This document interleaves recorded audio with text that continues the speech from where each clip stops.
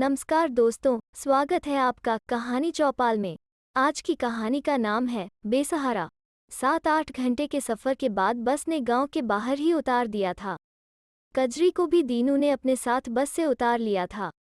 देखो कजरी, तुम्हारा पति जब तुम्हारे साथ इतनी मारपीट करता है तो तुम उसके साथ क्यों रहना चाहती हो? कजरी थोड़ी देर तक खामोश बनी रही। उसने कातर भाव से दीनू की ओर देखा। पर कुछ नहीं, तुम मेरे साथ चलो। तुम्हारे घर के लोग मेरे बारे में पूछेंगे तो क्या कहोगे? कह दूंगा कि तुम मेरी घरवाली हो। जल्दबाजी में ब्याह करना पड़ा। कजरी कुछ नहीं बोली। दोनों के कदम गांव की ओर बढ़ गए। दीनू के दिमाग में विगत 1 माह चलचित्र की भांति सामने आ रहा था। दीनू शहर में मजदूरी करता था। ब्याह नहीं हुआ था, इसलिए जो मजदूरी मिलती उसमें उसका खर्च आराम से चल जाता। थोड़े बहुत पैसे जोड़कर वो गांव में अपनी माँ को भी भेज देता। गांव में एक बहन और माँ ही रहते हैं। 1 बीघा जमीन है, पर उससे सभी की गुजर बसर होना संभव नहीं था। गांव में मजदूरी मिलना कठिन था, इसलिए उसे शहर आना पड़ा। एक छोटा सा कमरा किराए पर ले लिया था। शाम को जब काम से लौटता तो 2 रोटी बना लेता और खाकर सो जाता। दिन भर का थका होता, इसलिए नींद भी अच्छी आती। वो अपनी मजदूरी से थोड़े पैसे सेठ के पास ही जमा कर देता था। साल भर हो गया था उसे शहर में रहते हुए। इस 1 साल में वो अपने गांव जा भी नहीं पाया था। उस दिन उसने देर तक काम किया था। वो अपने कमरे पर देर से पहुंचा था। जल्दबाजी में उसे ध्यान ही नहीं रहा कि वो सेठ से कुछ पैसे ले ले। उसने अपनी जेब टटोली, 50 का नोट उसके हाथ में आ गया। चलो, आज का खर्चा तो चल जाएगा, कल सेठ से पैसे मिल ही जाएंगे। दीनू ने गहरी सांस ली, 2 रोटी बनाई और खाकर सो गया। सुबह जब वो नहाकर काम पर जाने के लिए निकला तो पता चला कि पुलिस वाले किसी को घर से निकलने ही नहीं दे रहे हैं। सरकार ने लॉकडाउन लगा दिया है।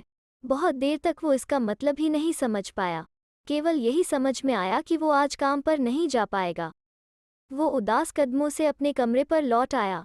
मकान मालिक उसके कमरे के सामने ही मिल गया था। देखो दीनू, लॉकडाउन लग गया है महीने भर का, कोई वायरस फैल रहा है। तुम एक काम करो कि जल्दी से जल्दी कमरा खाली कर दो। दीनू तो वैसे ही लॉकडाउन का मतलब नहीं समझ पाया था। उस पर वायरस की बात तो उसे बिल्कुल भी समझ में नहीं आई।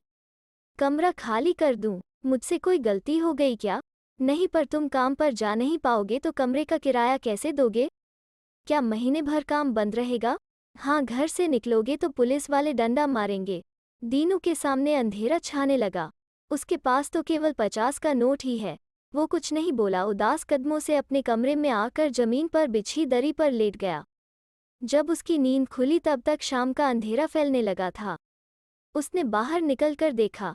बाहर सुनसान था। उसे पैसों की चिंता सता रही थी। यदि वो कल ही सेठ से पैसे ले लेता तो कम से खाने का जुगाड़ तो हो जाता। यदि वो सेठ के पास चला जाए तो सेठ उसे पैसे अवश्य दे सकते हैं।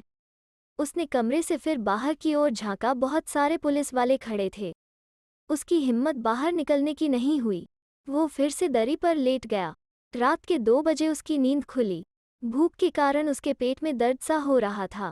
वो उठा, 2 रोटी बना ही लेता हूँ, दिन भर से कुछ खाया कहाँ है। आटा रखने वाले डिब्बे को खोलने की हिम्मत नहीं हो रही थी। वो जानता था कि उसमें थोड़ा सा ही आटा शेष है। यदि अभी रोटी बना ली तो कल के लिए कुछ नहीं बचेगा। उसने निराशा के साथ डिब्बा खोला और सारे आटे को थाली में डाल लिया। 2 छोटी छोटी रोटी ही बन पाई। 1 रोटी खा ली और दूसरी रोटी को डिब्बे में रख दिया। सुबह हो गई थी। उसने बाहर झांक कर देखा, पुलिस कहीं दिखाई नहीं दी। वो कमरे से बाहर निकल आया। उसके कदम सेठ के घर की ओर बढ़ लिए। सेठ का घर बहुत दूर था। छिपते छिपाते वो उनके घर के सामने पहुंच गया था। दिन पूरा निकल आया था। यह सोचकर कि सेठ जाग गए होंगे, उसके हाथ बाहर लगी घंटी पर पहुंच गए थे। उनके नौकर ने दरवाजा खोला। जी, मैं दीनू हूँ, सेठ जी के ठेके पर काम करता हूँ। हाँ तो, मुझे कुछ पैसे चाहिए। हाँ तो ठेके पर जाना, वहीं मिलेंगे। सेठ जी घर पर नौकरों से नहीं मिलते। पर वो लॉकडाउन लग गया है न, तो काम तो महीने भर बंद रहेगा। तभी आना, तुम एक बार उनसे बोलो तो, वो मुझे बहुत चाहते हैं। अच्छा रुको, मैं पूछता हूँ। नौकर को शायद दया आ गई थी उस पर। नौकर के साथ सेठ जी ही बाहर आ गए थे। उनके चेहरे पर झुंझलाहट के भाव साफ झलक रहे थे, जिसे दीनू नहीं पढ़ पाया। सेठ जी को देखते ही उसने झुककर पैर पड़ने चाहे थे, पर सेठ ने उसे दूर से ही झटक दिया। अब तुम्हारी हिम्मत इतनी हो गई कि घर पर चले आए? वो सेठ जी कल आपसे पैसे ले नहीं पाया था। मेरे पास बिल्कुल भी पैसे नहीं हैं, ऊपर से लॉकडाउन हो गया है इसलिए आना पड़ा। दीनू ने सिकपकाते हुए कहा। चल, यहाँ से बड़ा पैसे लेने आया है, मैं घर पर लेन देन नहीं करता। उसने सेठ जी के पैर पकड़ लिए। मेरे पास बिल्कुल भी पैसे नहीं हैं, थोड़े से पैसे मिल जाते हुजूर। सेठ उसे ठोकर मारते हुए अंदर चला गया।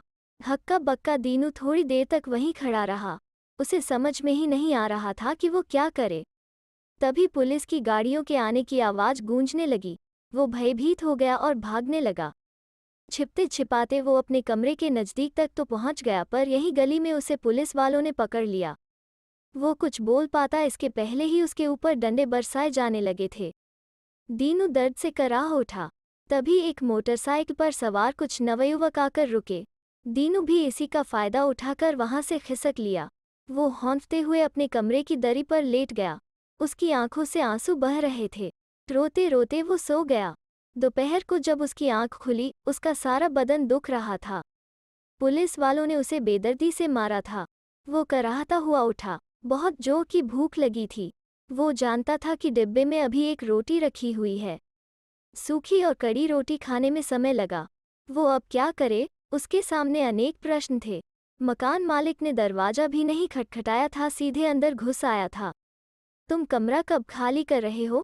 वो सकपका गया। मैं इस समय कहाँ जाऊंगा? आप कुछ दिन रुक जाओ, माहौल शांत हो जाने दो ताकि मैं दूसरा कमरा ढूंढ सकूं। दीनू हाथ जोड़कर खड़ा हो गया था।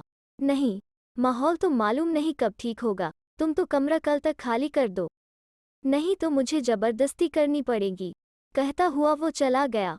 दीनू को समझ में नहीं आ रहा था कि वो क्या करे। वो चुपचाप बैठा रहा।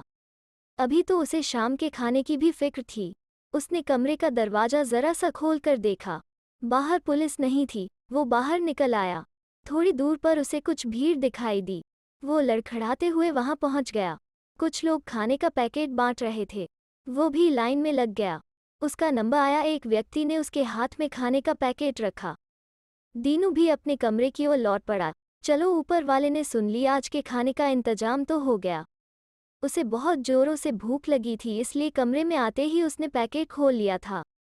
पैकेट में केवल 2 मोटी सी पूड़ी थी और जरा सी सब्जी। सब्जी बदबू मार रही थी, शायद वो खराब हो गई थी। हक्का बक्का दीनू रोटियों को कुछ देर तक यूं ही देखता रहा, फिर उसने मोटी पूड़ी को चबाना शुरू कर दिया। दरी पर लेटकर वो भविष्य के बारे में सोचने लगा। वो अब क्या करे? कमरा भी खाली करना है। अपने गांव भी नहीं लौट सकता क्योंकि ट्रेनें और बस बंद हो चुकी है। पैसे भी नहीं है। वो समझ ही नहीं पा रहा था कि वो करे तो क्या करे। उसे सुबह ही पता लगा था कि सरकार की ओर से खाने की व्यवस्था की गई है, इसलिए वो ढूंढते हुए यहाँ आ गया था। उसके जैसे यहाँ बहुत सारे लोग लाइन में लगे थे। वे लोग भी मजदूरी करने दूसरी जगह से आए थे। यहीं उसकी मुलाकात शामू से हुई थी, जो उसके पास वाले ज़िले से था। उससे ही उसे पता चला कि बहुत सारे मजदूर शाम को पैदल ही अपने अपने गांव लौट रहे हैं। श्यामू भी उनके साथ जा रहा है। दीनू को लगा कि यही अच्छा मौका है, उसे भी इनके साथ गांव चले जाना चाहिए। पर क्या इतनी दूर पैदल चल पाएगा? पर अब उसके पास कोई विकल्प है भी नहीं। यदि मकान मालिक ने जबरन उसे कमरे से निकाल दिया तो वो क्या करेगा? गहरी सांस लेकर उसने सभी के साथ गांव लौटने का मन बना लिया। शाम को वो अपना सामान बोरे में भरकर निर्धारित स्थान पर पहुंच गया, जहां श्यामू उसका इंतजार कर रहा था। सैकड़ों की संख्या में उसके जैसे लोग थे जो अपना अपना सामान सिर पर रखकर पैदल चल रहे थे। इनमें बच्चे भी थे और औरतें भी। कुछ दूर जाने पर पुलिस वालों ने उन्हें घेर लिया। वो गालियां बक रहे थे और लौट जाने का कह रहे थे। आप सभी की जांच की जाएगी और रुकने की व्यवस्था की जाएगी, कोई आगे नहीं बढ़ेगा, लाउडस्पीकर से बोला जा रहा था। सारे लोगों को एक स्कूल में रोक दिया गया था। शाम को कोई नेताजी आए थे उनसे मिलने। वहां के कर्मचारियों ने पहले ही बता दिया था कि कोई नेताजी से कोई शिकायत नहीं करेगा, इसलिए बाकी सारे लोग तो खामोश रहे, पर एक बुजुर्ग महिला खामोश नहीं रह पाई। जैसे ही नेताजी ने मुस्कुराते हुए पूछा, कैसे हो आप लोग? बुजुर्ग महिला भड़क गई। हुजूर, यहाँ कोई व्यवस्था नहीं है, हम लोग एक कमरे में भेड़ बकरियों की तरह रह रहे हैं। नेताजी कुछ नहीं बोले। उनके जाने के बाद सारे लोगों पर कहर टूट पड़ा था। सरकार ने बस भिजवाई थी ताकि सभी लोग अपने अपने गांव लौट सकें। श्यामू और दीनू एक ही बस में बैठ रहे थे, तभी किसी महिला के रोने की आवाज़ सुनाई दी। उत्सुकतावश वो वहां पहुंच गया। एक आदमी एक औरत के बाल पकड़ मार रहा था। इसे क्यों मार रहे हो भाई? दीनू से सहन नहीं हो रहा था। तू बीच में मत पड़, ये मेरी घरवाली है, समझ गया तू? अच्छा घरवाली है तो ऐसे मारोगे? तुझे क्या, जा अपना काम कर। दीनू का खून खौलने लगा था। पर बता तो सही, इसने किया क्या है? ये औरत मनहूस है, इसके कारण ही मैं परेशान हो रहा हूँ। कहते हुए उसने जोर से औरत के बाल खींचे। वो दर्द से रो पड़ी। दीनू सहन नहीं कर सका। उसने औरत का हाथ पकड़ा और अपनी बस में ले आया। तुम मेरे साथ बैठो, देखता हूँ कौन माई का लाल है जो तुम्हें हाथ लगाएगा। कजरी नाम बताया था उसने। दीनू ने तो केवल यह सोचा था कि उसके आदमी का गुस्सा जब शांत हो जाएगा तो वो उसे ले जाएगा, पर वो उसे लेने नहीं आया। दीनू के साथ कजरी भी सोचती हुई कदम बढ़ा रही थी। उसे नहीं मालूम था कि उसका भविष्य क्या है। माँ बाहर आंगन में बैठी थी। वो उनसे लिप पड़ा। माँ, उसकी आंखों से आंसू बह रहे थे। रो तो माँ भी रही थी। जब से लॉकडाउन लगा था तब से ही माँ उसके लिए बेचैन थी। कजरी चुपचाप माँ बेटे को रोता हुआ देख रही थी। अपने आंसू पोंछकर उसने कजरी की ओर इशारा किया। माँ आपकी बहू। चौंक गई माँ। बहू? तूने बगैर मुझसे पूछे ब्याह रचा लिया? वो माँ मजबूरी थी, लॉकडाउन के कारण। गांव आना था, इसे कहाँ छोड़ता? बेसहारा है ना माँ? माँ ने नजर भर कर कजरी को देखा। चल अच्छा किया। माँ ने कजरी का माथा चूम लिया। तो दोस्तों, कैसी लगी आज की कहानी? अगर अच्छी लगे तो शेयर, लाइक और चैनल को सब्सक्राइब जरूर करें। फिर मिलते हैं एक नई कहानी के साथ।